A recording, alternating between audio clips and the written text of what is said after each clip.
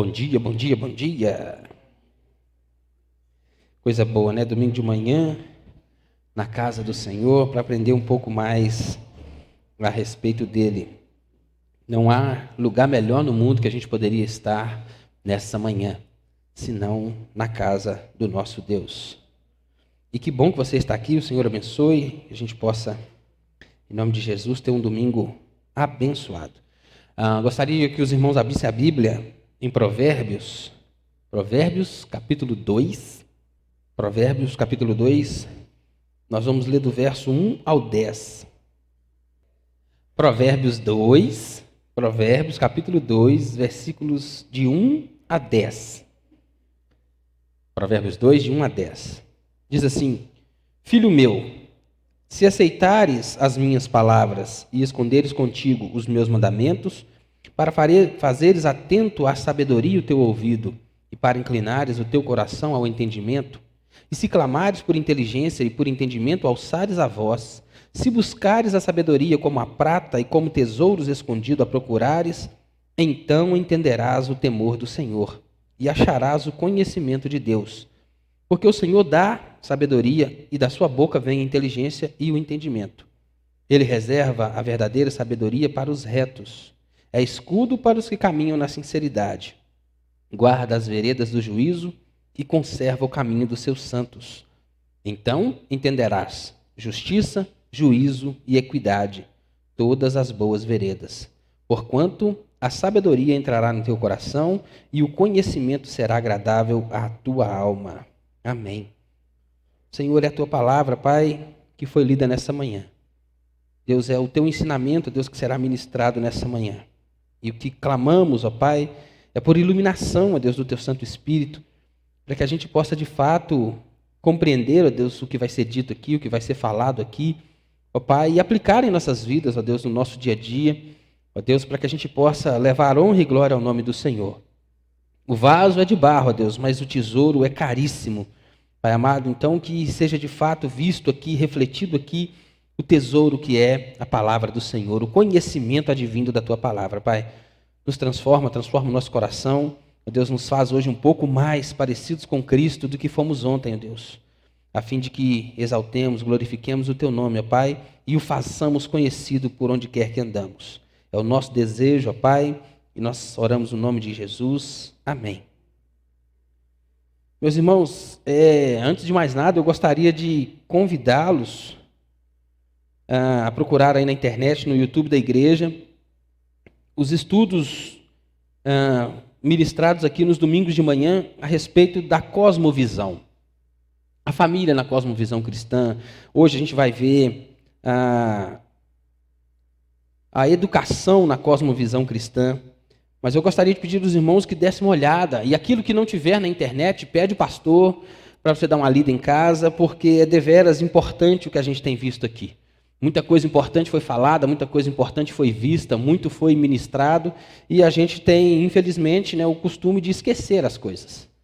Mas a gente precisa estar trazendo à mente, e fazendo esse estudo aqui, eu vi o quão importante muito do que foi dito faz parte do que a gente precisa aprender hoje aqui. É muito importante, é muito... E que bom que a gente tem uma igreja onde essas coisas são ditas, onde esses ensinos são passados. A gente precisa urgentemente aprender a ler o mundo no qual nós estamos inseridos. É urgente a necessidade que o cristão tem de entender as filosofias que têm nos cercado. Tudo que a gente tem aprendido, o mundo que a gente tem vivido está nos cercando aí com filosofias infernais, coisas que estão de fato tragando a igreja, sugando a igreja. Eu costumava dizer que aquilo estava entrando como porta, como água debaixo da porta, mas já não é água debaixo da porta mais, já é uma piscina que a gente está envolvido e muitas vezes não estamos apercebidos. A gente precisa olhar para tudo que está, para o mundo que a gente está vivendo, aos olhos da Bíblia. Precisamos aplicar a cosmovisão cristã no mundo à nossa volta. E hoje a gente vai falar a respeito de educação na cosmovisão cristã. Claro, é um tema sensível, a gente precisa reconhecer com humildade quando a gente está diante de algum tema mais complexo. A Bíblia toda é um tema muito complexo, a gente precisa ter humildade de estar falando aqui. O que vai ser dito aqui, ninguém vai bater o martelo em nada, ninguém quer dizer, firmar nenhum dogma aqui, não é isso. Mas a gente precisa, né, aprender a olhar, entender o mundo que está nos cercando aí. Um estudo tão simples, tão direto, eu acredito, vai fazer você pensar um pouco mais naquilo que o seu filho tem aprendido, naquilo que o seu filho tem visto aí fora. E vai ajudar a compreender um pouco da visão dos nossos dias, o mundo que a gente está vivendo. Eu acredito nisso. O tema hoje é educação na cosmovisão cristã, transmitindo a verdade à prosperidade. O nosso objetivo hoje, como eu disse, não é bater o martelo, não é firmar nenhum dogma, não é nada disso, mas é procurar compreender um pouco mais aquilo que tem nos cercado. Entender um pouco mais o mundo que tem nos cercado e os ensinos, né, que os nossos filhos têm aprendido, inclusive em escolas cristãs. Né? O Brasil é um país onde a educação ela é universal e obrigatória. É obrigatória, porque é muito difícil você encontrar alguém ou algum de nós que, independente da minha crença, da sua crença, do nosso gênero, a gente vai passar muitos anos na escola. E hoje, inclusive, é uma obrigatoriedade do governo que as crianças adentrem no ambiente escolar aos 4 anos de idade. É necessário, é obrigatório que seu filho esteja inserido nesse contexto. O problema não é a criança estar tão cedo assim na escola. É os problemas, né, advindos disso. Os nossos índices de instrução são bem baixos. Né? A gente vê aí nas comparações mundo afora, Brasil, como é que é o ensino aqui, é fraco, é carente, necessita aí de melhorias com uma certa urgência. Mas apesar disso, né, todos nós aí vamos, independente da formação que alcançarmos, a gente tem, como é que eu vou dizer, tem algo, né, formado nessa educação aí, nesse sistema que a gente tem educacional. Então, a gente vai carregar para a vida, né, tudo que a gente aprende desde pequenininho aí, através desse sistema. Infelizmente, apesar, né, de ser obrigatório e de ser universal no nosso país, a educação, infelizmente, ela não está livre de ideologias. Deveria ser um campo neutro, mas não dá para ser neutro em lugar nenhum. Né? A verdade é que, de alguma forma, a gente vai transmitir uma cosmovisão, querendo ou não. Qualquer lugar do mundo que você tiver, qualquer grupo de ensino que você tiver, uma cosmovisão vai estar sendo passada para você. Se for uma cosmovisão cristã, beleza. Se não, a gente vai aprender a cosmovisão do mundo. Esse é o fato, essa é a verdade. Ninguém é neutro, ninguém está neutro em lugar nenhum. Ou a gente aprende, né, a cosmovisão das filosofias, das ideologias que têm sido propagadas no meio do ensino, como um todo, no geral, né, como eu disse, até mesmo escolas cristãs aí, e isso não por opção da escola, a gente vai ver um pouco mais para frente, né? E então, infelizmente, é impossível fugirmos de ideologias ou da cosmovisão que é pregada aí fora. Não dá, não tem como separar uma coisa da outra. Né? E o sistema que a gente está, infelizmente, ele é permeado, cercado por ideologias que a gente tem ouvido, tem se, como é que eu vou dizer, tem se evidenciado muito mais de uns tempos para cá. Mas elas existem, estão nas escolas há muito tempo. Há muito tempo. Né? E a gente agora começou a prestar atenção nessa coisa, começou a falar disso no ambiente cristão, que é demasiadamente importante. Né? A gente falar a respeito dessas coisas, a igreja parece que está acordando, né? Aquilo que os reformadores fizeram lá atrás, a igreja está despertando para isso novamente. Que bom que é assim, que a gente tem, né, visto o caos que o mundo está, né? A igreja tem percebido o seu papel e percebe que isso passa muito também pelo ambiente da educação. Mas a gente leu um texto aqui, e a primeira coisa que eu queria é trazer para a gente o entendimento do que fala esse texto. Versículo 1 ao versículo 10 do capítulo 2 de Provérbios. A gente começar a ler o texto no primeiro versículo aqui, já passa a ideia, já nos passa uma ideia de ensino, de uma educação que está sendo passada. E perceba que essa educação, no Antigo Testamento aqui, era um papel da família. Era a família quem era o responsável, e principalmente o pai. O pai era o principal responsável pela educação do filho naquele tempo. É claro que a mãe sempre esteve presente, ninguém está falando aqui que a mulher era isso, ou menos ou mais, mas o papel principal era do pai, de ensinar o filho nos caminhos do Senhor, principalmente. O primeiro versículo fala assim: filho meu, se aceitares as minhas palavras e entenderes contigo os meus mandamentos. Quando fala filho meu aqui, não é simplesmente uma forma de escrever, não é algo, filhinhos, como diz João. Não, aqui é filho mesmo. Questão de alguém que está ensinando um filho ali, algo que ele quer passar para esse filho. E tem outra coisa que a gente vai perceber ao decorrer desse texto que a gente leu, é que o pai, esse pai educador, esse que está ensinando, ele, como é que eu vou dizer, ele promove, ele solicita, né, a colaboração do filho nesse processo de aprendizagem. E a gente percebe que a partir do verso 1 também, né, ele já começa a colocar aqui alguns verbos que nos mostram, né, a colaboração, o processo ativo do filho nesse aprendizagem. Ele usa alguns verbos para isso. Né, no primeiro versículo ele fala assim: se aceitares as minhas palavras, se esconderes contigo os meus mandamentos. E ele segue no decorrer do texto falando de alguns verbos, né? Aceitar, esconder, atentar, inclinar os ouvidos, clamar por sabedoria, buscar sabedoria. Então não é um processo passivo somente daquele que é ensinado, é um processo ativo. Essa criança, esse aluno, ele é incentivado a buscar, a ter interesse pelo que é ensinado. Ele é proposto a ele um ensinamento, mas ele é motivado a se interessar por isso, né? E é assim que deve ser. Um bom mestre, ele reconhece o processo, a participação do aluno para adquirir conhecimento. Entretanto, o que a gente vê aqui é que o pai, no livro de Provérbios, no livro da Bíblia, ele não quer simplesmente passar conhecimento para esse filho. O desejo dele é que o filho alcance sabedoria. Esse é o desejo desse pai, que esse filho alcance a sabedoria.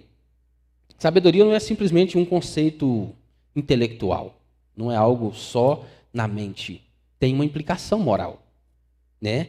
Tanto que a Bíblia fala do ateu, quando fala de ateu, ele fala muitas vezes, ele diz que o ateu é tolo.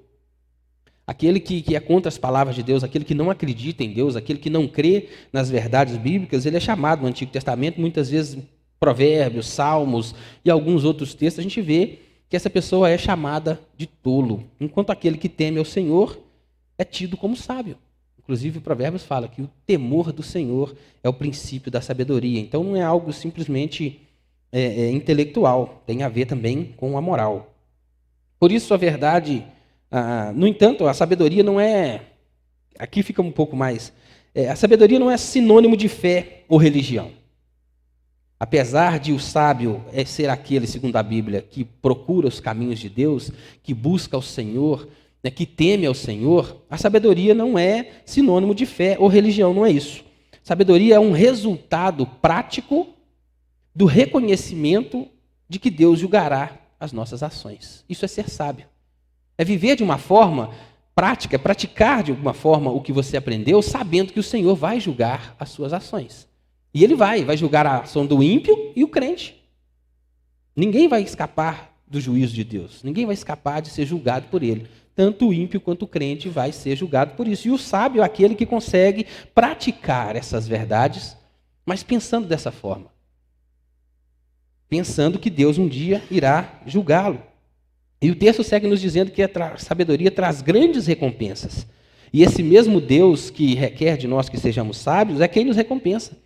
Versículo 6 a 8 diz assim: porque o Senhor dá a sabedoria, e da boca do Senhor vem e da sua boca vem a inteligência e o entendimento.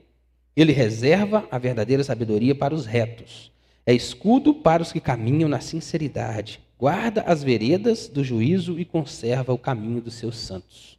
O próprio Senhor recompensa aquele que busca a sabedoria.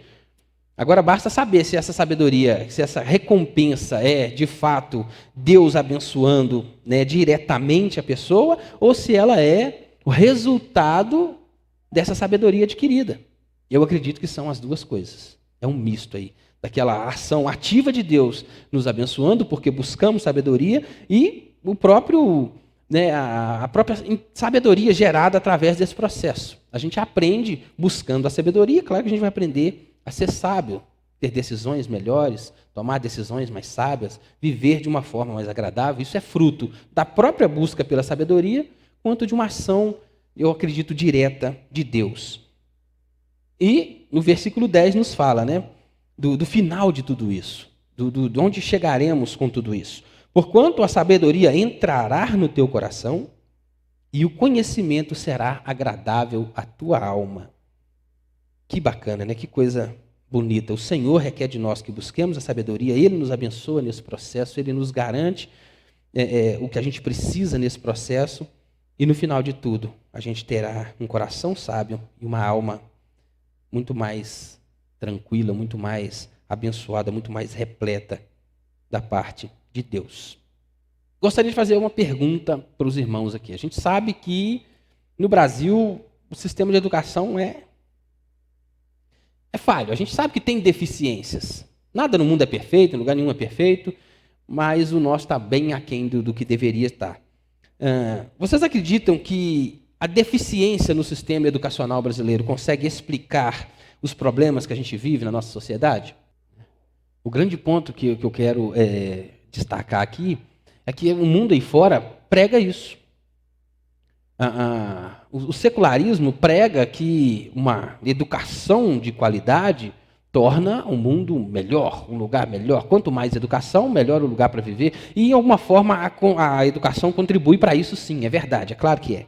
Isso, o secularismo prega isso. Mas aí você olha para exemplos de grandes países, de países evoluídos no sistema educacional. Pega Japão, Hungria, França e Dinamarca. Esses países estão no ranking aí com o maior número de suicídio no mundo. Aí você pega Estados Unidos, Holanda, Nova Zelândia, Reino Unido, Bélgica, entre alguns outros aí. Esses países estão onde há o maior consumo de drogas no mundo. Então, o que o mundo prega lá fora, o que o secularismo prega, que a educação, né, é o motor da sociedade, é o grande ambiente transformador, se a gente for olhar, não é bem assim. Né? E como os irmãos defenderam o ponto aqui, a gente vê, de fato, a cosmovisão cristã sendo aplicada na educação, que é papel da família, papel dos pais, né? Educar os filhos, ajudar nesse processo de educação. A escola ensina, não é verdade? Os ensinamentos são passados pela escola. E aí a gente vê que lá fora é pregado isso mesmo. Tinha até um slogan do governo passado aí, né, da questão da educação, que levava muito para esse lado. A gente vê que não é bem assim. Não é por aí. A gente consegue ver, por exemplo, você pega um animal, um bicho aí, você coloca ele no meio ali, ele consegue aprender pela repetição. E o bicho aprende pela repetição, ou então pelos truques que são ensinados. Né? Você ensina ele alguma coisa, dá uma recompensa, ensina ele, dá uma coisa. E é muito bacana ver o processo que esse animal, como ele aprende, como ele tem uma certa capacidade de aprender. No entanto, uma criança é infinitamente mais capaz do que um bicho de reter conhecimento, de ter uma capacidade cognitiva. E a idade da criança pré-escolar, então, eu costumo dizer que é um HD vazio, né? Cheio de espaço para informações aí. Um adulto também, mediano, aí, consegue assimilar grandes conhecimentos, assimilar muita coisa. Na verdade, a grande parte do que somos se deve, de fato, àquilo que aprendemos. Certo? Muita coisa do que a gente aprende, deve-se àquilo que aprendemos. Grande parte disso. Né? E aí entra o papel da família, entra o papel do pai, da mãe. Por isso que Provérbios, né, e a Bíblia trata esse... Lembra lá de Deuteronômio? Ensina a criança andando, jantando, caminhando, dormindo, na mesa. Não importa onde esteja, ensina a criança. É papel do pai, é papel primordial da família, a questão do ensino. Ensinar principalmente valores, a questão moral é algo intrínseco dentro da família. A pessoa onde aprende primeiro os conceitos morais do que é certo e que é errado é dentro de casa. É com o pai e com a mãe que o menino vai aprender essas coisas. A cosmovisão cristã tem muito a dizer sobre o papel da educação. E aí a gente vai começar a falar um pouco mesmo diretamente a respeito disso. A gente pode, através da Bíblia, dizer que, como é que eu vou dizer? Deus estabeleceu a humanidade com uma capacidade tanto de ensinar quanto de aprender. Aí, vamos lá para Gênesis, eu vou tentar mostrar aos irmãos isso em Gênesis. Gênesis capítulo 2, versículo 19 e 20. Gênesis 2, 19 e 20. Alguém pode encontrar e ler para a gente aí.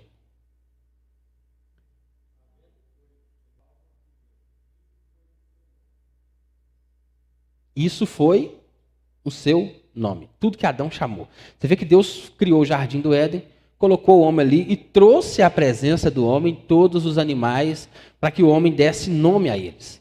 E aí o texto fala que, da maneira que ele chamou, eles seriam chamados. Do jeito que chamou, esse é o nome do bicho ali. A gente vê a primeira coisa aqui, uma capacidade cognitiva do homem. Deus dotou o homem dessa capacidade, deu a ele, através dessa capacidade, uma função, uma ação. Você vai pegar e vai dar nome para os bichos.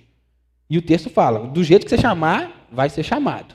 O que isso nos informa? Primeiro, dessa capacidade que o homem tem, né, da inteligência que o homem é dotado, né, e depois da questão duradoura do que Adão fez, da perpetuidade do que Adão fez. Porque Adão chamou o macaco de macaco, e o macaco até hoje é macaco. Foi passado pela posteridade, foi transmitido esse nome, essa nomenclatura que Adão deu aos bichos, foi transmitido. E está aí até hoje. E a gente olha para o bichinho e ele tem cara daquilo mesmo, não tem? Você olha para a preguiça lá, vê se não tem cara. Então a gente percebe nisso aí que foi passado, o conhecimento foi transmitido de uma geração para outra. O homem tem a capacidade cognitiva de aprender, tanto de ensinar. A gente vê Adão dando nome para os bichos e isso sendo ensinado. Da mesma maneira, a gente vê em Gênesis 4, 20 a 22, se alguém puder abrir aí também, Gênesis 4, do 20 ao 22. Também tem a ver com o ensino.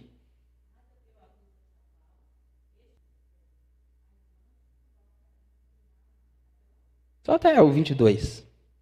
Olha só, fala de Jabal, Jubal e Tubal-Caim.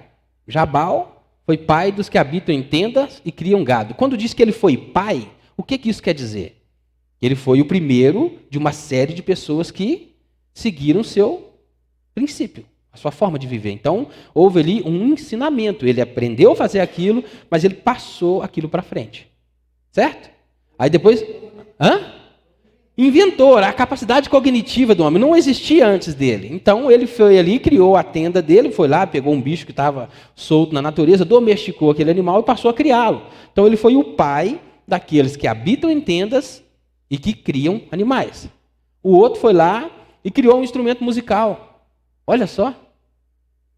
Pegou do nada, porque não existia, não tinha. Ele pegou alguma coisa ali, fez um som através de alguma coisa, eu não sei como é que foi o processo, mas ele criou som a partir dali. E ele é chamado, então, o pai daqueles que tocam instrumentos musicais. Porque a partir dele, primeiro ele aprendeu, criou ali um instrumento, passou a ensinar às pessoas como é que os descendentes dele ali, como é que aquele instrumento funcionava, como é que fazia, como é que tocava, como é que tira som daquilo. Como é que pega um violão e toca aquele trem ali? Como é que sai música daquilo? Eu já tentei, tá? Não é fácil assim, não. Então, ele é chamado pai desses que habitam em tenda. Depois, aí, o primeiro ferreiro da humanidade, Tubal-Caim, né? O primeiro cara a lidar com instrumentos cortantes de bronze e de ferro. Foi o primeiro. E ele criou isso, ele aprendeu a fazer isso. Ele criou ali o jeito de fazer as lâminas. Eu não sei como é que... A gente hoje sabe como é que é feita uma lâmina e tal, mas naquele tempo como é que era? E aí ele foi chamado o pai desses instrumentos. E outra coisa, a gente precisa perceber que tanto Jabal, quanto Jubal, quanto Tubal-Caim eram filhos de quem? De Caim. Olha só. O que isso traz a ideia para a gente? Que o conhecimento não só... ele também acompanhou a humanidade caída. O homem caído, ele é capaz de criar e de transmitir conhecimento. Então, isso não foi tirado do homem, essa capacidade cognitiva, tanto de aprender quanto de ensinar. A gente percebe que isso foi se perpetuando. E isso, para que o homem pudesse exercer a educação ela ocorre no âmbito, não só no âmbito eclesiástico, não só no ambiente de adoração, vamos dizer assim, mas no âmbito comum, a graça comum de Deus. A educação foi dada por essa graça comum de Deus. Então a gente vê que o homem tem capacidade de ensinar, de aprender, e isso veio da parte de Deus para que fosse cumprido um mandamento do Senhor. Lá em Gênesis, capítulo 1, o que Deus falou com o homem? Fez lá, colocou lá, você vai dominar sobre as aves, sobre os peixes, sobre os animais, sobre isso. Então o homem, para exercer domínio sobre a natureza, ele precisa de ter conhecimento. De conhecimento, foi lógico, em algum tempo, no primeiro momento, alguém pensou, criou determinada coisa, mas depois ele foi passando para frente, foi transmitindo esse conhecimento. E por causa desse conhecimento, por causa de tudo que é aprendido, por causa de tudo que é entendido, o homem consegue então cumprir o mandamento do Senhor, que é sujeitar a natureza. A natureza está sujeita ao homem. O homem foi criado para dominar sobre a natureza. E esses conhecimentos precisam ser passados, transmitidos. A educação é um instrumento essencial para que o mandamento de Deus se cumpra.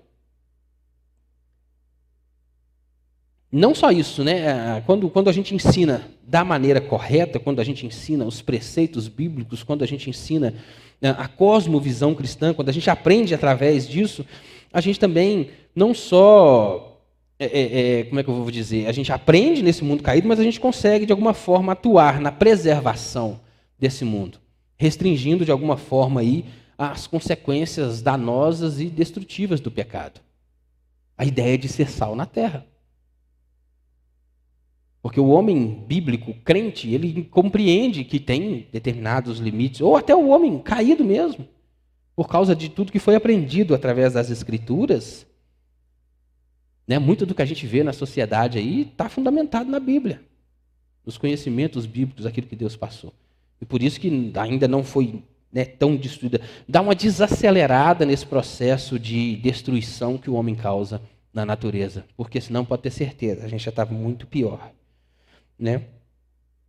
A educação está relacionada, claro, obviamente, aí a todos os demais índices socioeconômicos. A gente já falou aqui que um país desenvolvido, onde a educação ela é bem fundamentada, onde as pessoas têm acesso à educação, é um país muito melhor de se viver. A criminalidade tende a ser menor, o envolvimento político da população é maior, o conhecimento político da população é maior, melhores condições de trabalho. A gente percebe essas coisas no país onde a educação é mais bem vista, onde há investimentos nessa área, onde as pessoas entendem que, de fato, que a educação é, sim, importante e dão o devido valor, onde se valoriza o professor, se valoriza, não só o aluno é valorizado, mas o professor também é. E a gente precisa aprender. Com isso, a gente percebe que as nações onde isso é feito têm, sim, aquilo que chama IDH, Índice de Desenvolvimento Humano. A educação está intimamente ligada a isso. É um dos medidores disso aí. Os japoneses, tem os ensinos, eu acho bacana demais as escolas. Tem escolas no Japão que os alunos mantêm a escola limpa. Os banheiros limpos. Eles são responsáveis por colocar a própria comida, a quantidade certa, correta. Então você vê que são países evoluídos nesse sistema de educação que mostra para a criança que ela não só está ali para aprender, mas que ela tem responsabilidades. Responsabilidade com o aprendizado, é claro, mas com o entorno. Não é só com a vida dela mesma. Isso vem de uma filosofia, que é chamada de construtivismo. E a gente vai ver um pouco a respeito disso aqui, que tem como pai aí Jean Piaget, cara famosão, muita coisa que ele ensinou, muitos ensinamentos, muita coisa que Piaget trouxe para a educação, aprimorou de fato a educação, melhorou a qualidade do ensino, melhorou a perspectiva do aluno, o interesse do aluno pelas aulas, muitas coisas disso veio bem disso aí. mas a filosofia que está por trás é que é o problema. Esse é que é o grande problema. O que a gente percebe, apesar de ter países onde a educação é boa, isso é melhor e tal, a educação não é a solução definitiva para os problemas da humanidade. Não é. Não adianta pensar assim que não vai ser. Tanto que a gente viu, Japão, Hungria, essa turma aí, o povo onde o suicídio é muito grande, dos Estados Unidos e outros países onde o consumo de droga é elevado. E as pessoas têm desde cedo, como a Renata mesmo disse ali, a ideia da responsabilidade. Nos Estados Unidos, com 16 anos de idade, a pessoa vai lá e faz um teste de rua e pega uma carteira de habilitação. Mas ela é educada na escola, não é papel do governo, não é uma autoescola que o cara faz lá e faz uma aulinha de legislação e aprende. Ele aprende desde cedo, na escola, leis de trânsito, deveres do cidadão, não pode beber, não pode isso. Então tudo aquilo é um aprendizado. Depois ele vai ali, faz um teste no veículo lá e pega a carteira dele, se souber dirigir. Porque tudo que ele precisa saber legalmente a respeito das consequências de ser um motorista, ele já sabe. Ele já tem com ele. E ainda assim a gente vê casos de bêbados atropelar e matar pessoas nesses países. Né? Onde tem a legislação é mais severa, onde a punição existe de verdade, ainda assim a gente vê que as pessoas fazem isso. O que a gente precisa, a pedagogia precisa ter a humildade de reconhecer que a educação não pode sozinha operar a transformação que a humanidade precisa. Esse é o grande X da questão, esse é o grande problema do mundo, do secularismo. A pedagogia precisa ter essa humildade. Os pedagogos, os filósofos, eles precisam entender que, no final das contas, eles não têm condição de transformar, de trazer tudo aquilo que eles pensam que vão trazer a respeito do mundo, para o mundo. O bem todo que eles querem fazer para o mundo, já não pode fazer. Quer ver um texto interessante? Isaías, capítulo 1, versículo 17 e 18. Diz alguma coisa semelhante, não com as mesmas palavras. Isaías, capítulo 1, versículos 17 e 18. Diz assim: aprendei a fazer o bem, atendei à justiça, repreendei ao opressor, defendei o direito do órfão, pleiteai a casa das viúvas. Vinde, pois, e arrazoemos, diz o Senhor. Ainda que os vossos pecados sejam como a escarlata, eles se tornarão brancos como a neve. Ainda que sejam vermelhos como o carmesim, se tornarão como a lã. Olha o que Deus está falando nesses dois versículos. Aprendei. Primeira coisa que Deus fala, aprendei. Aprendei a fazer o bem, atentai à justiça. E depois ele fala, arrazoemos. Olha o direito que Deus nos dá. Presta atenção nisso, Deus está nos chamando para um diálogo, para um debate. Deus quer nos ensinar. E os ensinos de Deus, esse sim, tem a capacidade de regenerar a criação. Esse sim tem a capacidade de transformar, de gerar no mundo a transformação necessária para o bem da humanidade de uma forma geral. E Deus nos convida a isso. Ele nos chama para aprender a fazer o bem, atentar à justiça, aprender com Ele mesmo. E Ele nos chama para um debate. Arrazoemos. É isso que Ele está falando, arrazoemos. Vem cá, vamos conversar, vamos aprender. Eu vi um dia desse um debate entre o cientista que é defensor da... Como é que chama lá? Da teoria do evolucionismo e o outro que é do criacionismo, que eles falam do design inteligente. E uma certa pergunta é feita para ambos. Aquele que defende o criacionismo, que defende a evolução, ele nem sequer cogita a questão de fé, da Bíblia, de Deus no estudo da criação. Nem cogita, não aceita. Não, nós não aceitamos incluir Deus nesse debate. Foi claro. Depois, até se quiser, eu até mando para os irmãos aí. E o outro, aquele que é o criacionista, ele falou, o que a gente faz? Aquele que defende a teoria da... Como é que é, gente? Eu acabei de falar aqui, do design inteligente. O que a gente faz? A gente pega a teoria da evolução, que aí vem 150 anos já, isso vem sendo ensinado no mundo, né? E com materiais vastos, materiais vastíssimos, hoje muito mais do que no tempo de Darwin, hoje você tem muito mais material para defender o evolucionismo. A gente pega o evolucionismo, a gente pega a ideia de uma mente por trás da criação. E aí pesa as duas coisas. E aí começa, aí vê o tanto de lacuna, não é nem lacuna, não é nem rachadura. Tem canyons nessa teoria da evolução, que não tem explicação, não tem como explicar. Canyons é espaço gigantesco, coisa gigante que eles não conseguem entender, e ainda assim segue ensinando isso há 150 anos. E aí, quando você pega para o lado do criacionismo, desses que defendem uma mente por trás de tudo, quanto mais se estuda, quanto mais se aprende, quanto mais informação tem, mais se aproxima dessa mente por trás da criação. Um exemplo básico que um deles deu lá, foi do pavão. O cara pegou e falou, né, que o pavão, quando abre aquelas asas, aquele tem bonito, a gente vê aquele tanto de cor, a pena do pavão é branca. Não tem cor. Se você olhar o pavão por trás, ele não tem cor.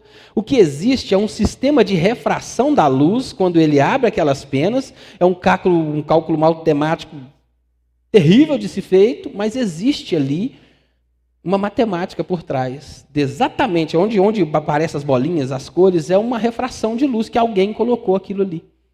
Para que refletisse a luz naquele exato ponto, para que você e eu víssemos aquela forma exata, com aquelas cores.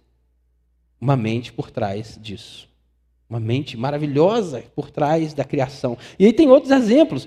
Dá um exemplo de uma pessoa que vai para uma balada e aí dá uma cantada na mulher ali, toma um toco de uma, toma um toco da outra, toma um toco da outra e tal.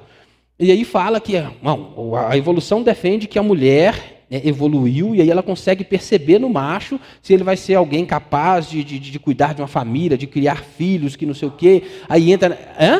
Na conversa ali, na balada. A evolução defende isso. E que a mulher percebe isso instintivamente, porque evoluiu dessa forma. Aí o outro, que defende o criacionismo, fala assim, rapaz, é a ideia do pavão lá. O que a fêmea vê não é as cores da pena, é a cantada. É o canto do bicho que atrai ela. Então, é a cantada ruim que o cara dá. É simples assim. Você vê um cara feio aí com uma mulher bonita. Por quê? Porque sabe, tem diálogo, sabe? Tem até umas besteiras que a gente ouve essas redes sociais, e tem um bobão falando lá, né? Que eu gosto de ver um cara feio com uma mulher bonita, porque tem uma ciência por trás disso, tem um diálogo, e tem, de fato. Então não tem nada a ver com a evolução das espécies, que a mulher percebeu que o cara vai ter condição de criar ou não um filho bem. Tem a ver com a capacidade do cidadão de atrair essa mulher ou não, através da sua conversa. E aí eu sigo vendo umas outras coisas aí a respeito disso. Mas vamos lá. Acho que eu estou atrasado, né? Ou eles estão adiantados? Que hora que tem que acabar aí? Ih, rapaz, então vai ter que continuar domingo que vem. Os princípios pedagógicos cristãos. Acho que a gente vai ter que continuar isso aqui na semana que vem. A pedagogia pode ser definida como um conjunto de conhecimentos sistemáticos relativos ao fenômeno educativo. É um campo de saber vasto, tanto na sua fundamentação teórica, como na fundamentação teórica, porque reconhece os talentos e a liberalidade da humanidade. Aí. A gente precisa, acho que eu vou parar por aqui, porque aqui entra um pouco mais de debates, aí onde entra a questão do Piaget, que era para ser uma metodologia, né? Que era para ser um sistema de ensino, que tem uma filosofia por trás aí perigosíssima. E a gente precisa perceber isso. E, na verdade, as filosofias humanas hoje, todas caminham para um mesmo lugar. Se você pegar aí, pelo menos as que eu vi hoje, que são pouquíssimas, eu ando vendo muito Jonas Madureira, tentando entender um pouco mais a respeito de filosofia, e vale muito a pena, a gente vê que elas divergem, todas convergem para um mesmo ponto, o relativismo moral. Todas acabam levando para esse ponto, a questão do relativismo. A verdade não é mais absoluta, a verdade já não é mais consistente, a verdade é subjetiva, a verdade é aquilo que eu compreendo ser a verdade. É isso aí. A gente, inclusive, uma pregação do Jonas Madureira que eu acho que eu mandei aqui no grupo da igreja, ele fala, né, dessa questão de um Deus que a gente cria, um Jesus que a gente consegue seguir. Eu crio o meu Jesus e não o Jesus da Bíblia. O que muitas igrejas têm feito é isso. Estão criando um Jesus próprio, um Deus próprio que eles conseguem. Porque o Deus que eu crio, eu consigo servir ele. Foi eu que criei. É segundo os meus preceitos, é segundo a minha vontade, é segundo o meu entendimento, então eu consigo servi-lo. Mas o Deus bíblico, ele requer que ser servido de uma forma. Tem que ser de um jeito, é do jeito dele, não é da minha maneira. Por isso o Deus bíblico é tão difícil de ser seguido, é tão combatido, é tão complicado da gente alcançar. Então vamos orar, irmão, e perguntar ao pastor depois, a gente pode continuar. Porque semana que vem vai entrar mais na parte mais densa desse estudo mesmo. Onde a gente vai falar de construtivismo e colocar isso, jogar a lente da Bíblia sobre isso, que é algo muito sério, né? Então vamos orar. Senhor, bendito Deus, nós te agradecemos, ó Pai, porque o Senhor está no nosso meio, porque o Senhor se faz presente, porque o Senhor, ó Deus, nos deu capacidade, inteligência, ó Pai, para compreender, ó Deus, esses assuntos. Senhor, pedimos ao Senhor, com humildade, mais uma vez, ó Pai, que o Senhor nos ajude. O que foi falado aqui até agora, Pai, que gere em nós, ó Deus, aquilo que é necessário, ó Pai, para nos aproximar do Senhor.